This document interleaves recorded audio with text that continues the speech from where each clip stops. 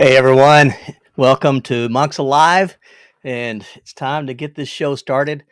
Um, if you saw the questions, that was from the sunset in Texas in January when my brother and I was hiking the Northeast Texas Trail, and the sunsets and sunrises are amazing across those Texas skies. They are really spectacular, and it causes you to sort of reflect and think. And one of the things that came to me, I mean, I've known this for a long time. I've been hiking for a while, but I'm actually a pretty introverted guy, and I like my alone time. But at the same time, it really is the people who make the trail, and that's the theme of an upcoming video that I have this Saturday. Let me just show you a clip of that right now. And you said this was the first settlement in McPherson County. In McPherson County. Yeah, Okay. 1855. They had to go south because on the other side of McPherson was the lowlands and it was flooded, so they had to get past those. And that was their route to get around that wet spot. And this spot here is called the Junction? Well, that would really be on the east side of the creek. Yeah. We'll go over there. Okay. But this is the monument That's for the it. monument.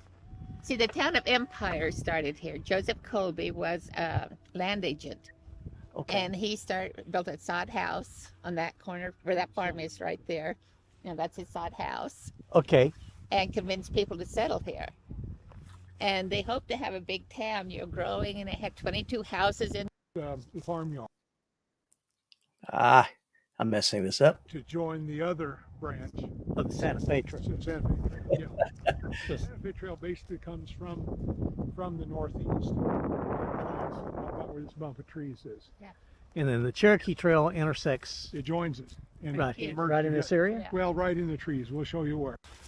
You have the Cherokee Trail coming right here, and you have the Santa Fe Trail coming right on the other side of it. Sometimes pictures don't do justice to a valley or a hill or something Yes. like that. You got to be there to get the sense of it. But sure, it's a ridge.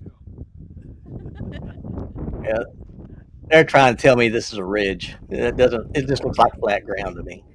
It's a little different than the ridges that I'm. Yeah. Whatever. Too. Oh. This is. There's that crazy dog out there. Yeah.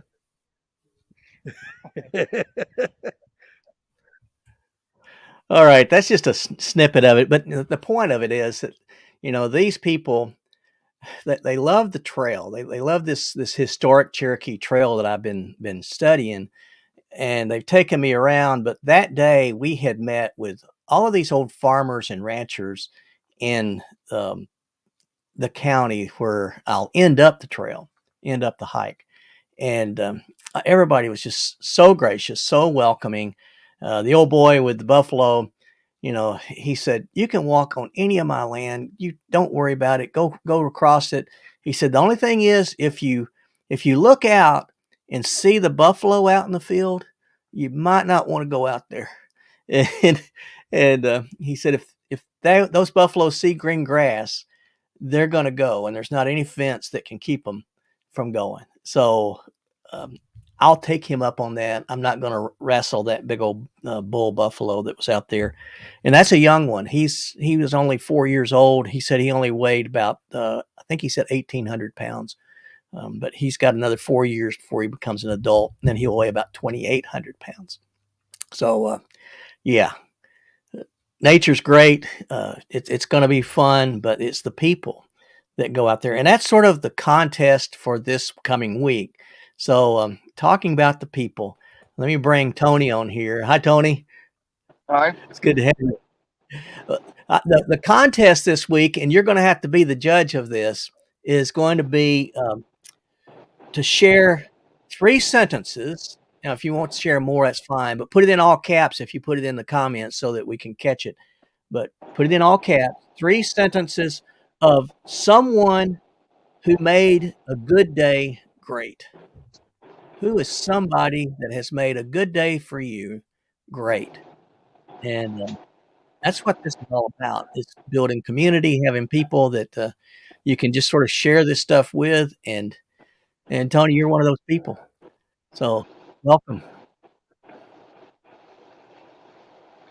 I can't imagine 3 sentences. That's kind of eliminating it pretty good. Well, if they want more, if There's they been want more, they so can. many times, so many people in my life that made my day great. From the simplest little, just saying hi, to, Yeah.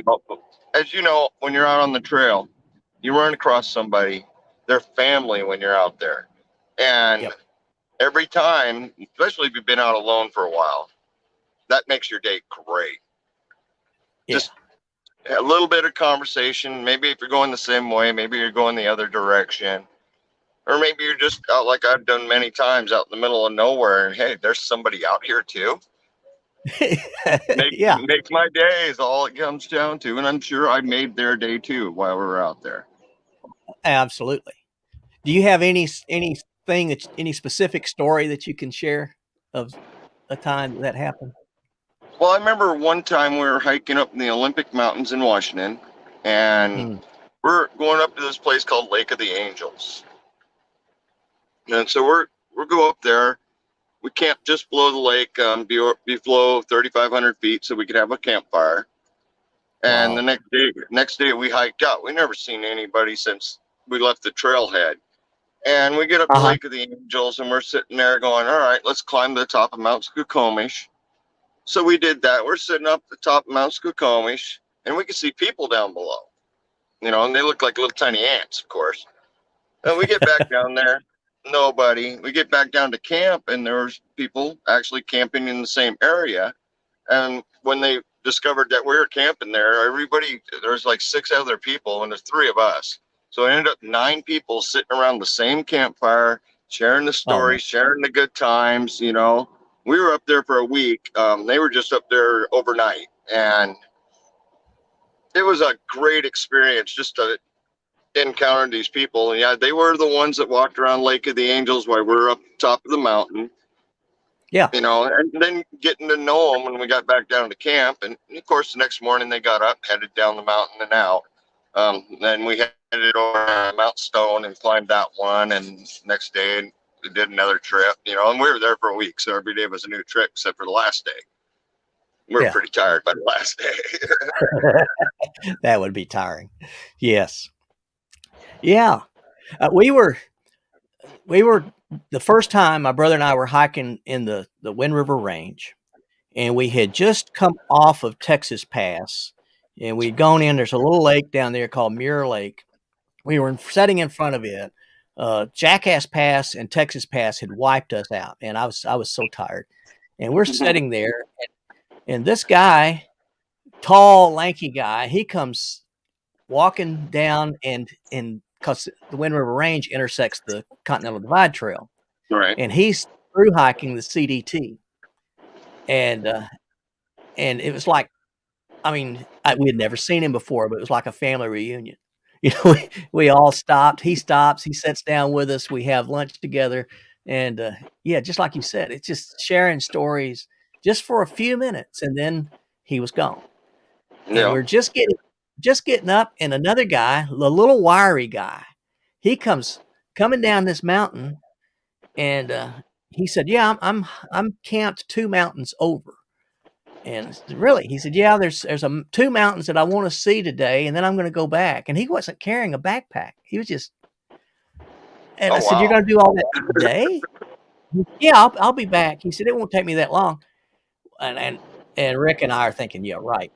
And we're sitting at the foot of Texas Pass, and then he takes off, and we're packing up, and we look, and he's at the top of Texas Pass already. Made us feel like.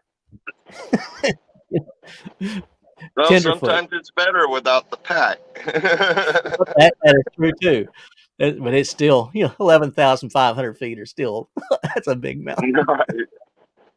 Made it look easy. Oh, yeah, he did. He made it look easy. You start feeling your age when the youngsters start doing that to you. That's for sure. But he was older than we were. Oh, that's even worse. Yeah. Oh my. So where are you right now?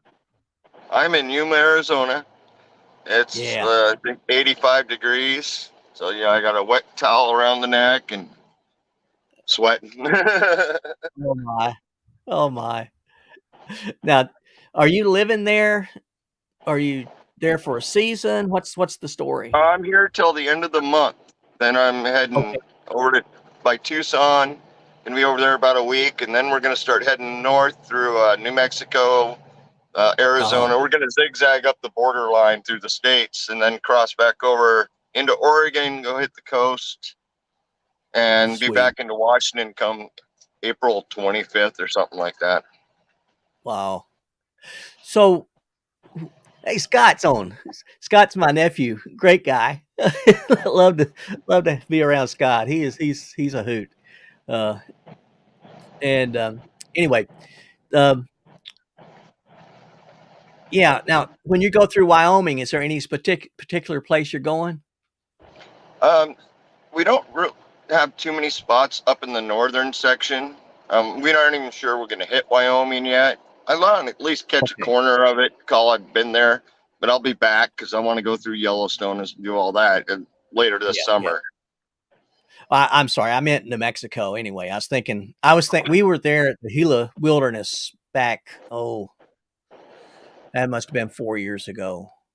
Yeah, I didn't know if the you get Gila over Valley that. is impressive. Yeah, it is. I'd never been there before. There's so much of the West that I haven't been to. So, yeah. Well, we had, because we only have so much time on our travel, because we have to be back in Washington and for doctor's appointments and stuff like that are already scheduled. So we're limited on time. So on this trip, every stop is for sometimes 1 day, sometimes 2 days, sometimes 5 days, depending on what's in the area and we want to see. So, we leave here, we're going to Oregon Pipe Cactus, a national monument, and we're going to be out there 2 days. That will be great, and that'll be end of the south, and we're heading north. Oh man, that would be places nice. over by Tucson I want to see too, but I'm tired of the heat. Yeah, I'm sure you are. I'm sure you are. Today was surprising cold. Yesterday was in the 70s. Today the high was 40. But this is Kansas, and it's trying to figure out if it's winter or spring yet. So right. Oh, that's that time of year for you guys up there anyway. Yeah. It might be summer tomorrow, and it might be spring the next day and winter the next day. That's exactly right. Exactly right. I plan to hike this Cherokee Trail starting on the 4th of April is when I'm going to step off from the Oklahoma state line, and then it's sort of a northwesterly approach till I get to. So how long do you think it's going to take you? I've set aside 2 weeks. We'll see. We'll see. I'm sort of planning on 12 to 15 miles a day.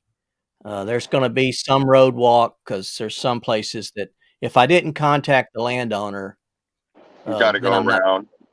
I'll just take the county road. But it's Kansas, so you're never more than a half a mile away from the trail. you're right. sort of zigzagging up the grid work of the county roads, so it's not bad. And, from watching your videos, and as you're trying to map this out, going, you can see the ruts from the wagon trains going this way, because that little tiny depression, they ran a lot of wagons through that, and it's like, I can see that because it's absolutely flat everywhere else. Yeah, we were standing out there in this pasture, and it was probably, I don't know, 40, 50 acres of land that we're standing in the middle of. And they're saying, you can see the ridge here. Really? I don't see a ridge. I was squinting at the camera going, I don't see it. I didn't see the ridge, but they were, and then they started laughing. But yeah, I didn't see a ridge, but that's okay. I'm looking forward to it. And then that sounds like a great journey. Well, it's been it's been really the most different thing I've ever done in my life. Because any other trail that we're on, someone fairly recently has gone through there. Someone Yeah. has marked it. No one's gone through here in 120 years. Well, after you 1900. do this, I'm sure there'll be more. Well, I hope not. That was one of the things, going through this private property and respecting everybody's land and everything. Right. They've been gracious, but I hope documenting it and people can use it. But yeah, I hope what folks can do is if they have their own journey, then they can use this sort of like a map of how they can plot theirs out. And Yeah, I mean, they're especially with the migrations of the Indians and the migrations of the white people as they moved across. There's so Yep. many areas. I'm from Rochester, Washington, and it is the fort for the Oregon Trail. So Yeah. they came up to where we were there, went this way, from that point, which was weird to be living right basically on that Yeah. fort. Yeah. That's one thing that I've always wanted to do was to hike the Lewis and Clark Trail. Mm. I'd like to go from St. Louis up to Oregon, Right. hiking that. Probably won't ever happen, but I'd like to try. And that'd be pretty cool to be able to do that. But someone who has the Lewis and Clark Trail, at least there you got a map. Yes. Yeah. I mean, they definitely made maps as they went along, so there is a map. Yeah. And Steve Ambrose, I think, did that series on what did he call it? Discovery, I think, he did this whole series on the Lewis and Clark Trail. Now, Nimblewell Nomad, are you familiar with Sonny Nimblewell? I don't think so. Nimblewell is he was the oldest guy to ever hike the Appalachian Trail. He hiked it 2 years ago. He was 83 years old when he hiked it. He's an amazing guy. He just is. And last I'd heard of him, he had been the caretaker of Flag Mountain, which is the very first mountain in Alabama that starts the Appalachian chain. So it starts there in Alabama and it goes on up through really to Newfoundland. And then just got to say hi to Sonny here. But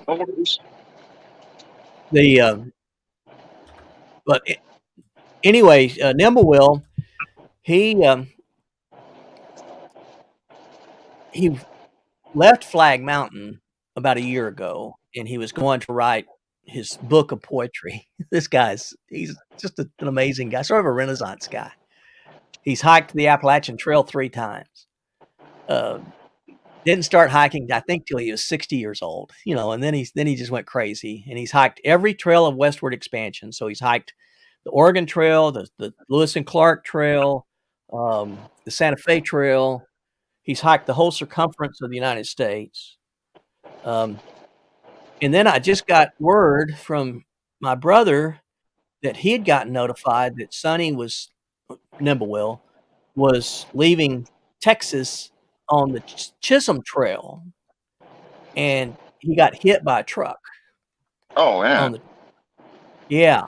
And broke his leg in 3 places. I think he's 85 years old now. And I thought, oh, this isn't good.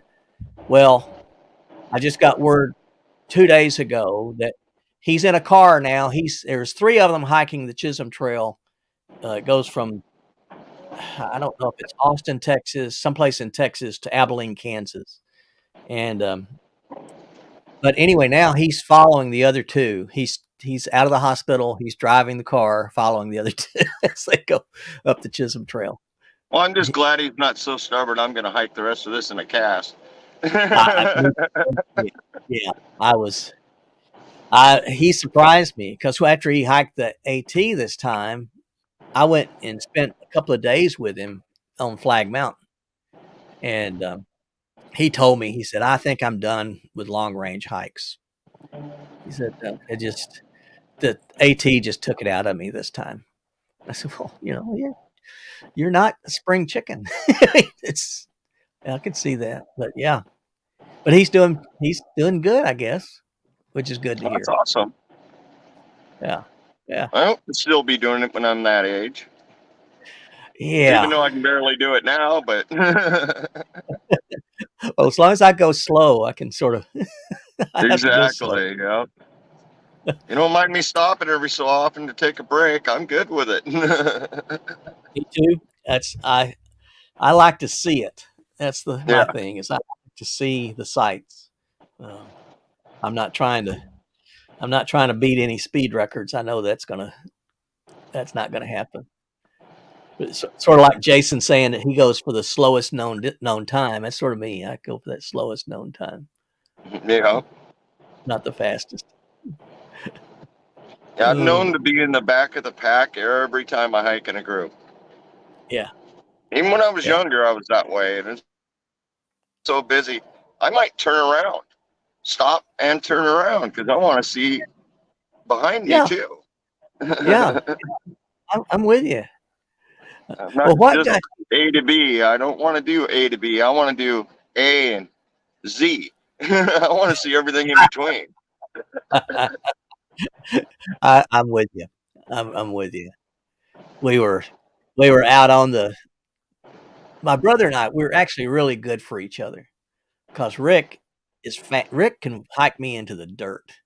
He's 7 years older than me, and now he's traveling. He's out of country right now, so I know he can't hear me, and so he can't get a big head. But he can hike me into the dirt, and so we were doing the first time. We've done the Wind River Range twice now. The first time we did it, he's wanting to go. He's just wanting to go, and I wanting to see it. And I said, Yeah. "Rick, you got to slow down." Yeah, never been hiking with Dad. You're right, Scott. Scott's my brother's son. So, um, he, I said, "You got to slow down and look." He said, "There's nothing to see." I said, "Look up there," and it was a bald eagle that was circling one of those, glacial lakes and going down and grabbing fish and taking the fish back to its nest, and then it would come back and it would circle. And so then that Oh, got that would his have attention. stopped me dead in my tracks. It was awesome. It was awesome to watch and to see it. So yeah, I love it. What got you into hiking in the first place? I grew up doing it. Okay. Ever since I can remember, I was outside running around. And, as I got older, the further away I went. Yeah. Yeah. And Where'd you being grow up up? there in northern British Columbia every summer working on the farm, I would get a half a day on Sunday off. And what I do on that day, I went fishing, I'm going to go Yeah. sit on the lake. I'm going to catch some fish and throw them in the smoker. But every summer, I'd get a couple of weeks that I could just do whatever I wanted. Okay. I'd throw in my little pack that had my little bit I had on me, and I'd take off for a week and come back. Yeah. Yeah. I'm going this direction this year. Next year, I'm going that direction. And that's, got me into the exploring and more exploring than just the hiking. Because I think the exploring and seeing and learning is more fun than just going down a trail. Yeah. I like that. And don't get me wrong, I like going down the trail because it gets you places. Yeah, but I like the idea of exploring. That's a good point. Maybe that's No, what that's I what like. you're doing right now. You're doing this, for this upcoming hike. You're just doing all the exploring now. And I know when you're walking through these people's farms and stuff like that, you're going to be exploring. You might be running if you see a big bull, but you're still exploring. Yes, I had dinner with some friends last night. They're ranchers of one of the farms that I'll go through early, and they were showing me their big bull, and I said, "Is he going to be out here while I'm going through your fields?" "Yeah, he'll be out here." He said, "But he's just a big old, looks like a big puppy. He thinks he's a lap dog." It's a big. Well, that's lap even dog. worse. Yeah. That's a big lap dog. It's a And big then lap dog. that buffalo, man, those things are big. They're Yeah, just they are. big. He made his corral for those buffalo out of guardrails, like the material that you have on the side of the highways. Right. He got a bunch of guardrails and welded them together to make the corrals. He said that's the only thing that'll hold them in. Mm. So otherwise, and they were all banged up and beat up, you know. Where those, You know, and he, you hit them with a bus, they do break. well, that's true. That's true. He is telling the story about, and it's in the end of that video, a little piece of it. There's that crazy dog out there. Well, that dog is, I forgot what kind of dog it is, but it's sort of like an Australian sheepdog. You know, it wants to herd, so it tries to herd those buffalo, and all he does is aggravate them. And so he's out there one day. He said that there's one of the cows was out there, and he keeps nipping at her hindquarters, trying to herd her. And she got mad and turned around. And he said she just took her head and just buried him into the ground, just pushed him into the mud. And this old boy said, I thought, okay, he's dead. You know, he's dead. Right. And then he walked on, and he kept looking and kept looking. And pretty soon he sees movement in the ground, and this thing dug itself back. This dog dug itself back out of the hole and takes off after her again. Didn't learn. So, oh, fun. That's crazy. Yeah. It's good to sit and talk with those guys. And all of them, they have stories, you know, for their area, and they're all historians. They all know the history of the place.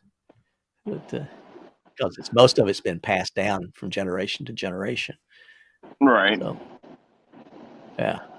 That's the best stories, though. Yeah. Yeah. And that's what, to sit and to listen to them. And they've all given me their phone numbers, and they said, you know, when you're coming through, if you would just call us, because we'd like to hike, you know, we'd like to walk with you. Walk you Okay. through, yeah. And I'd love to hear their stories, and maybe I can get to record some of those. And I've got the diaries of, in fact, I've got them right here. These are compilations of diaries written by the Indians and the whites that traveled with them. This one is 2 volumes. This is 1849 and then 1850.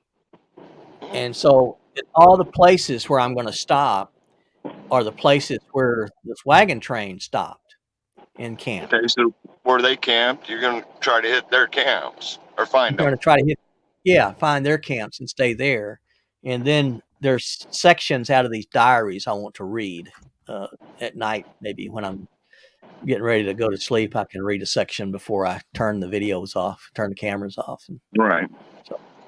so, yeah, I think it'll be fun. But how'd you begin to come up with the idea of doing this?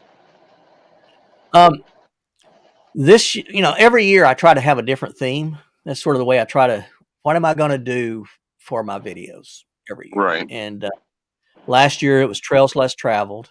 So I hiked a different trail each month. This year I wanted to do, from last year's, I was hiking the Elk River Trail. And Tom Walker from Following Walker's World, he commented that, he said, you know, Tom lives in Florida. So he said, you're giving me a whole different perspective of Kansas. I thought it was just all flat, which it isn't. I mean, there's some pretty challenging trails here. And so I thought, well, I'm going to just highlight Kansas this year. I'm going to go to all the different places that are very different, because there's a section out in West Kansas. It's like the Badlands. I mean, it's rough through there.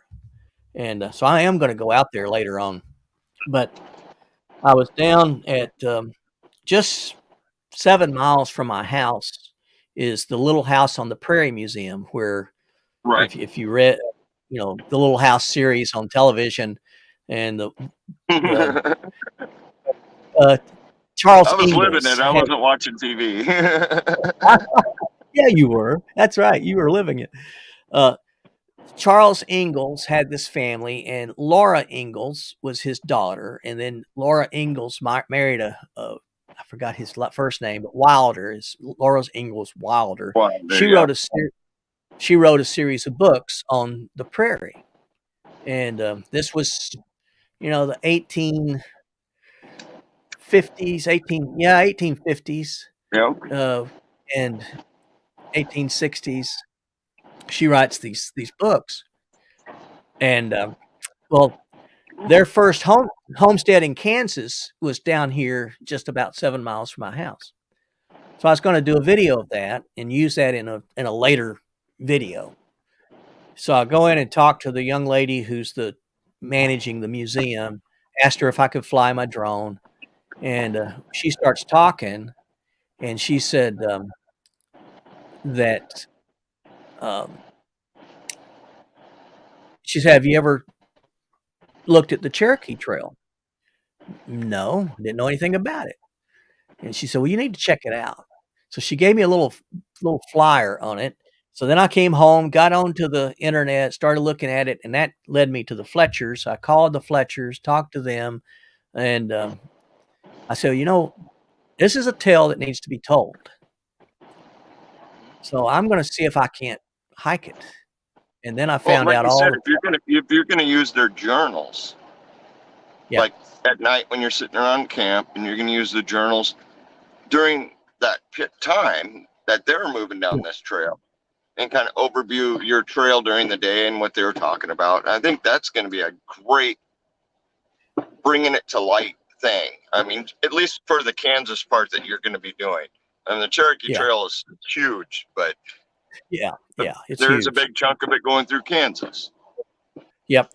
Yeah, it goes through Kansas, connects to the Santa Fe Trail, goes out to Colorado to an old frontier fort, and then splits again, goes through Wyoming, and there was some infighting between the folks, and they split. Yeah. And so in Wyoming, one trail goes to the south, one trail goes to the north, and then they end up in California looking for gold. So yeah, it's fascinating. It's a fascinating story.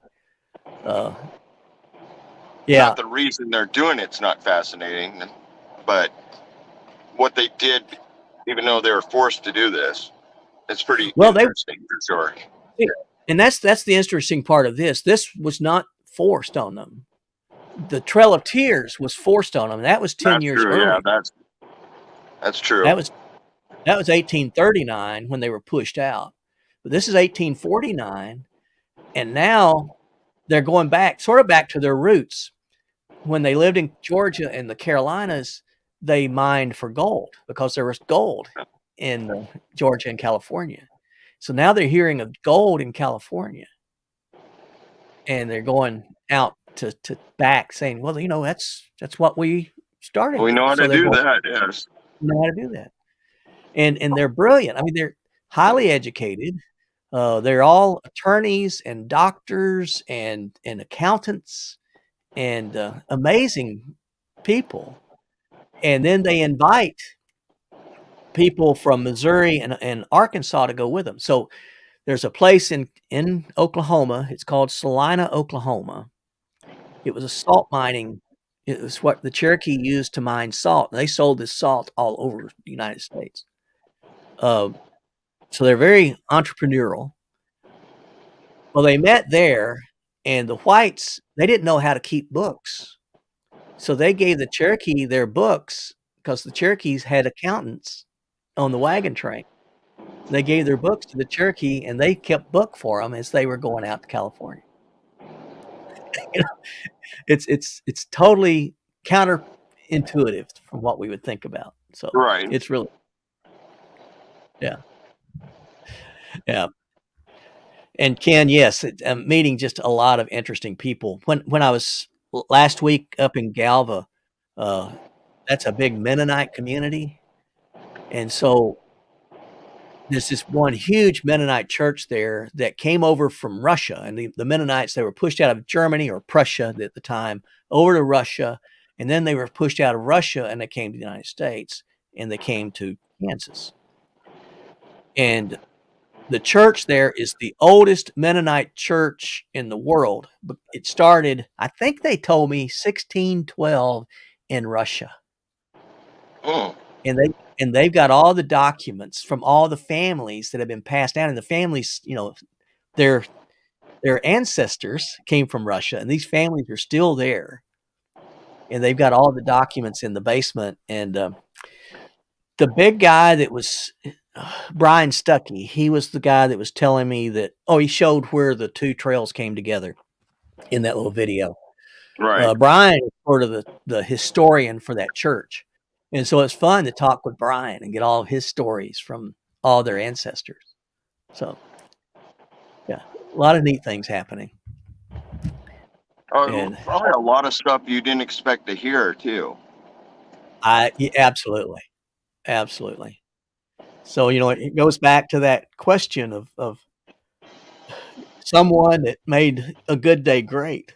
It's just these people are just good old souls, and they really made my day when I went to. I thought because I'm sort of introverted. I don't like to speak.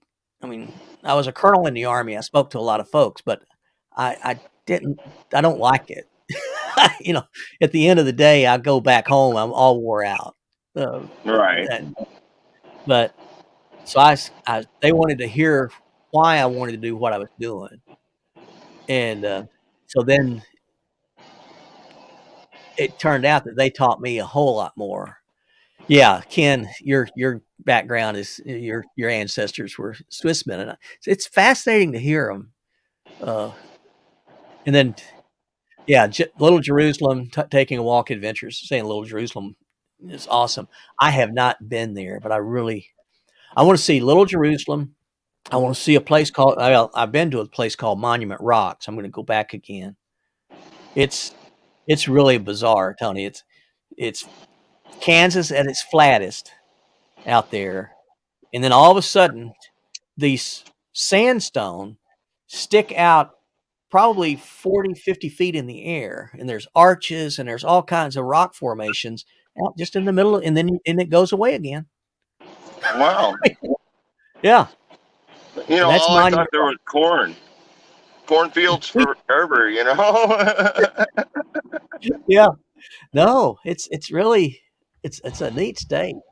And then this mushroom rock, it stands, I think 30, 35 feet tall, but it's just huge, and it looks like a great big mushroom. It's just out in the middle of nowhere. And so these places are there. There's another place called Coronado Heights, and that's where Coronado came up from Mexico and got to that point looking for gold and didn't find gold, and so he turned around and left. But that's supposed to be, he made these sort of like a castle out of stone, and it's still there. You can see that's it. pretty cool.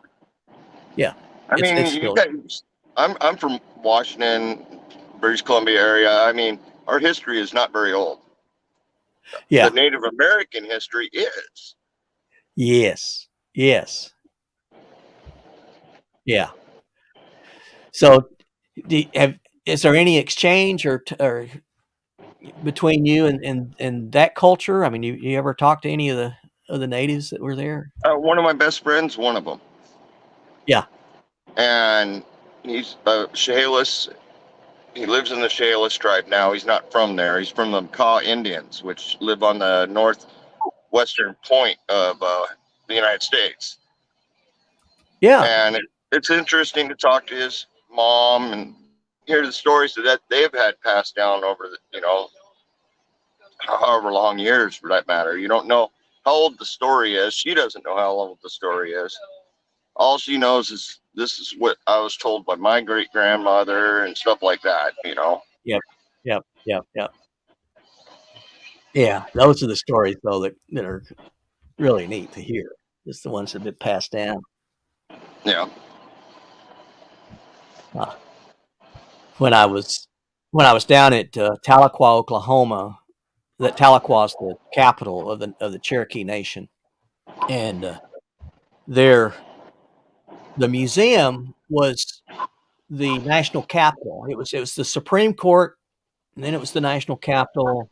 Now it's the museum, and but the guy that was in there that sort of giving tours and talking, he was telling me about his ancestors and about the Cherokee and how they got there. And it was fascinating. Take care, Scott. It's great to have you here.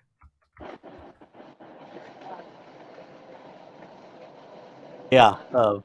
So to sit and listen to folks is so much fun to hear them. It is. And then going in, I've been up to a lot of Indian reservations. Washington's loaded with Indian reservations. I've been to a lot of them. And just seeing how they live now and going to their little museums, which are never much. It's just a cultural museum. And it shows kind of not photos much, but the crafting and a lot of stuff that for me is very interesting. I love old crafts, and I still use and do a lot of old style crafting. And just seeing what they did, this is what they did with rocks to make spearheads, arrowheads, what they hunted with them and stuff like that. And the coastal Indians really had it good because there's food everywhere on the coast. Yeah. But even now, every year, they do a pilgrimage of tribes that starts on the upper Columbia River, and they all jump in the old style canoes, go out the Columbia River, around the northern tip of Washington, and down into Puyallup, which is the southern Puget Sound area, and have a party once everybody shows up. But as they go along, they collect boats from other tribes, and this was a trade route. I actually hiked the Yakima Indian trade route down to the Columbia once because one of the elders was telling us about it. That sounds like something we haven't done yet. Let's do it, So we followed his instructions where, like, go to this rock, turn left, go to this tree, turn right. That was his instructions. There was no trail. And we made it right to where you could see where through time they've always launched their boats right here. Amazing. It was neat. And I would love to get in one of their boats and follow that journey, but it's not easy access. Oh, okay. I tried getting in with the Macaw Indians one time to get out and run their boats from at least there down through into Puget Sound, but no, they don't want no white boys doing that. They want those boats by tribe only, which I get. I understand that. Yeah. And a little known fact, the Macaw Indian is the only tribe that is legally able to hunt whales. They can hunt one whale a year. No kidding. And they still do it every year. I think I read that in National Geographic. Oh, yeah, now that you bring it up. Yeah. Ken's asking. Beautiful country. He's asking how far is it? How far was your hike when you followed that trail? I think we only went a week. Only a week? The Yakima Indian Reservation is huge. Absolutely huge. So it's the biggest one in Washington, the biggest tribe and everything else. And it actually borders the Columbia River. But the trail we found went just around Mount Adams and south. Oh, okay. And which I've hiked all the PCT through all that area too. And we didn't know it then, that's what it was, but we've hiked that trail, and watch people hiking. And it's like, yeah, I've been down that road, down that trail. I've been around the mountain on that trail, stuff like that. Which is nice, when you're watching other people's videos to see, well, I know exactly where you are, Yeah. Did you watch Dixie's when she went up through there? Oh, yeah. Yeah, and got it. I don't know if that's where her mother met her, but her mother went and did this. Yeah, there was a section she did with her mom to fill in the fire sections, Yeah. Which was neat. Yeah. My family's not interested in that. I was going to ask you if any of your family, go with you when you go out hiking. I don't even have friends that would do that. Well, we will. We just got to meet you and go hike it. That'd be fun. Oh me. I enjoy it. Like I said, as long as you don't care about the pace, I'm good Yep. with it. Whether you want to go canoeing, even in the canoe, I go slow. I like to spend my time looking around. You know, if I'm on foot, yeah, like I said, I'll stop, turn around, look around, move on a little ways, do it again. You know, sometimes because I'm I'm tired and I want to sit down. Yeah, I'll sit yeah. down. I'll find a spot where I can lean up on a tree or sit on a rock, take the weight off my hips and shoulders for a minute. Let's keep When going. You know. I was hiking through the Smoky Mountains and had a routine that every day at 2 o'clock I took a nap. And Well, that's no a good matter where I idea. was at, I just pull over on the side of the trail, take my backpack off, lay on the side of the trail and take a nap.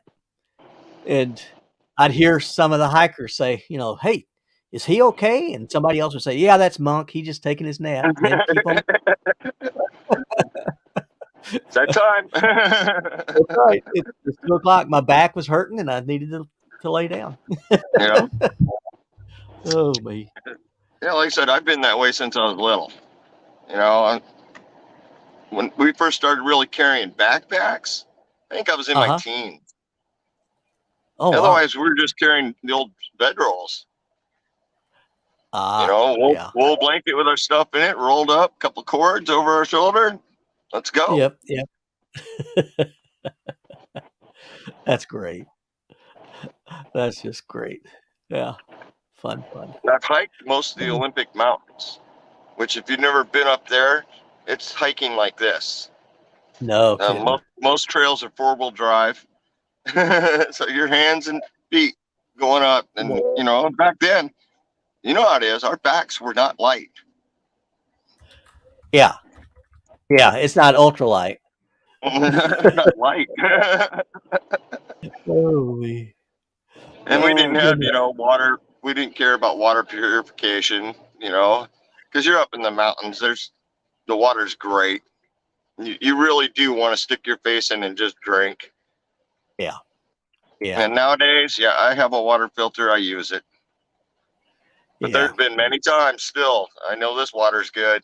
Stick my face right in it, especially if I'm high. Yes. Yeah. Me too.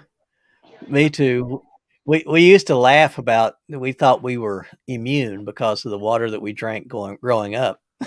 It probably had so many bugs in it that we Yeah, were that's not immune going to from. harm us anymore, right? Yeah. Those days are gone. I'm not going to try that. Oh me. Oh goodness. Even some of the places I hiked around Mount Adams, and a couple of them have been over the last couple of years, looking for the old native settlements and hunting grounds and stuff like that. You know, Yeah. because if you really look at old maps, you can find places in Yeah. every area, and that's the great thing about the exploring part. So I don't know Yeah. exactly where I'm going, but I'm gonna go this way for a while, see if I can find something. Mm-hmm. And Yep. sometimes you do. And out there, it's such open country, you can do that. Yeah. Nimblewell told me the story about when he was hiking. I think it was the Oregon Trail, because I recorded it. I've got this story. When he was hiking the Oregon Trail, he's going, and he walks for 27 miles before he realizes he's walking up a guy's driveway. He comes to his house, 27 miles, and gets to his house, knocks on the door, and his wife comes to the door, and he said he was scared. He thought he was going to get shot, and he says, "Ma'am, I'm hiking the Oregon Trail, and I just want to know if it's okay for me to come through y'all's property." And she said, "Let me get my husband." And then he's really scared. And her husband comes out, and he says, "You're trying to hike that trail, aren't you?" And he said, "Yeah." He said, "No, not the Oregon Trail. You're trying to hike that one that goes north and south. Continental Divide was what he was talking about. You're trying to hike that, and you just got lost." He said, "I get people. That's the only people I get here, the people that got lost." And he says, "No, I'm really trying to hike the Oregon Trail." And he said, "You're kidding me." He said, "No." He said, "I've lived here all my life." And the guy was older. "I've lived here all my life, and nobody has hiked this trail. He said, so just a minute.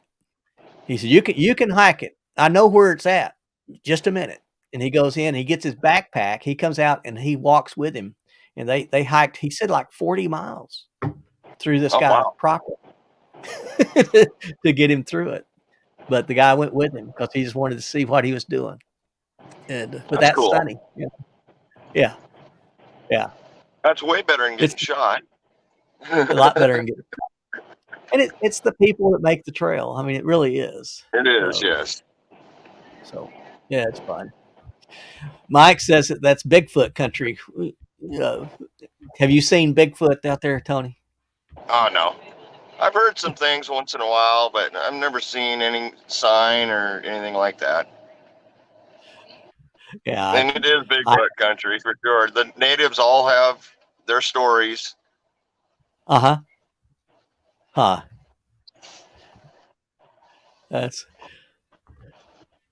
It would be fun to hear the stories. That would be fun. It is pretty cool to sit around the fires and hear the stories being told and stuff like that. It is kind of fun when you can actually get to the point where they accept you enough to let you sit around the fire. Yes. Because some places, some of the tribes, if you're an outsider, you just don't go there. Yeah. And that's still to this day.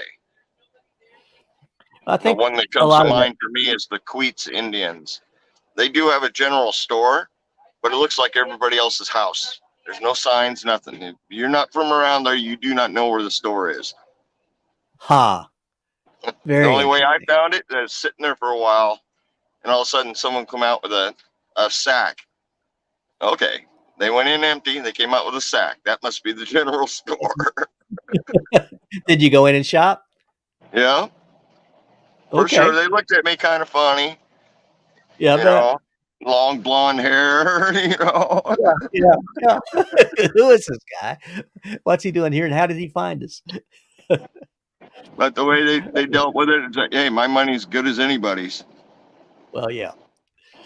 It sort of makes me think of the first I went to New York. You know, I'm from Alabama. I'm just a country boy. But I was stationed in upstate New York as a young major.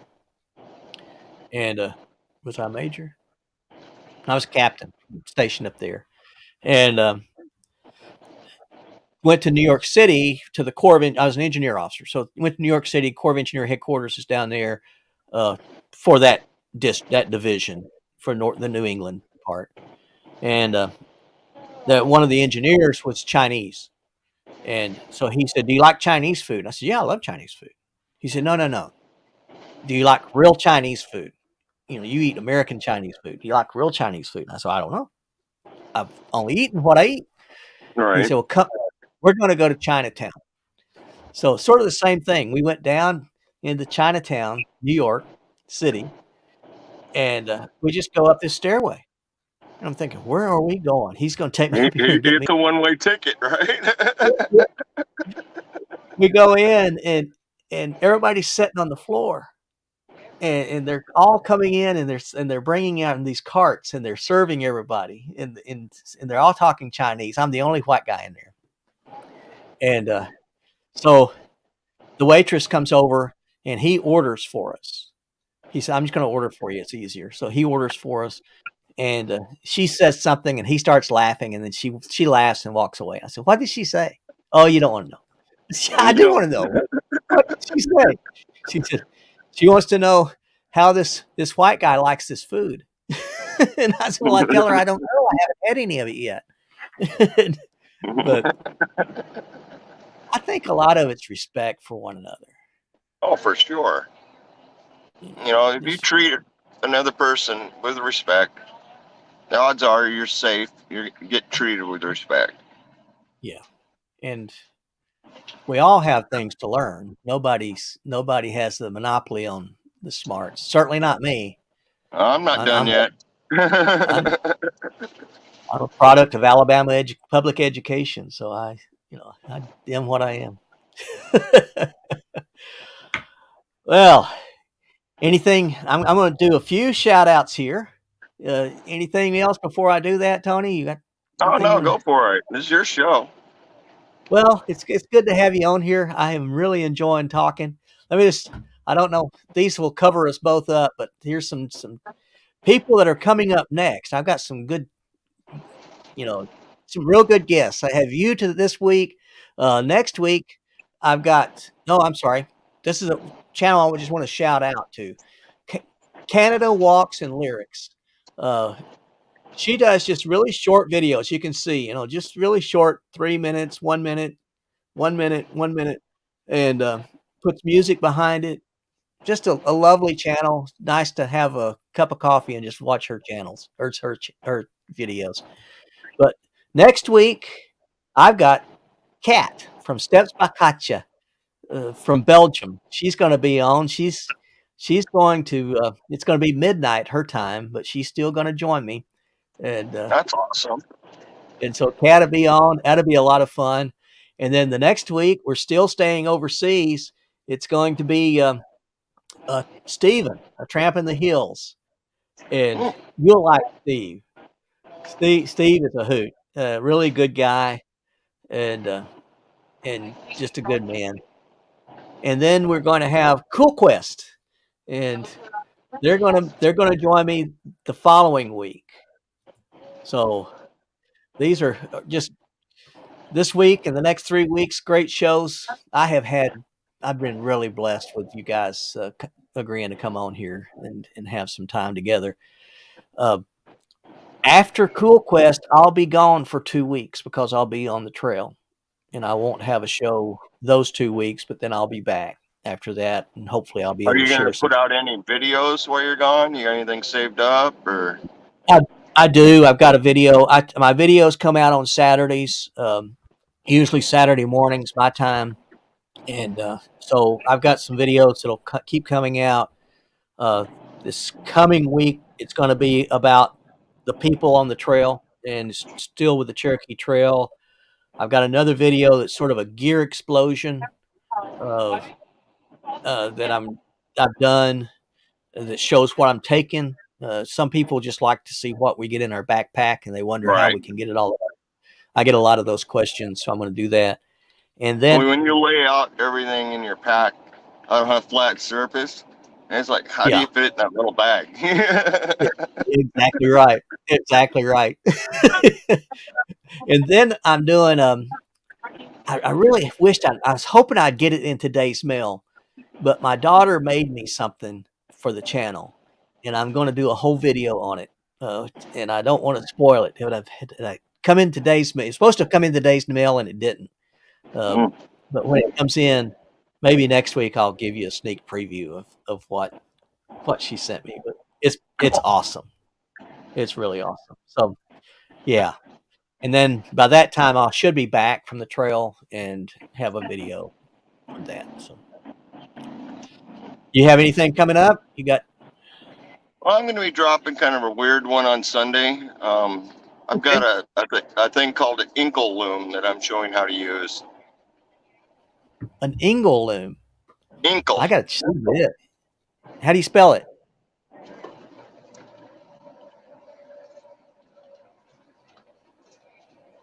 There, I dropped her in chat. YouTube side. Okay. Oh, okay. Okay. Inkle loom. Okay. I got to see this. I love these things. You guys come up with some amazing stuff. You and Al and Dave and Belt Loop and Devil Dog, all of you guys. I'm so glad that I found y'all's sites. So, yeah. All righty. Well, I've been having your site come up, and so anybody I've from my seen that. side Thank you. of be sure to check you out because it's great. All right, man. Well, thank you again. And you have anything before I shut us off? It's right at 6:00. No, I'm good. Time. I'm ready Okay. to go re-wet my rag. I bet you.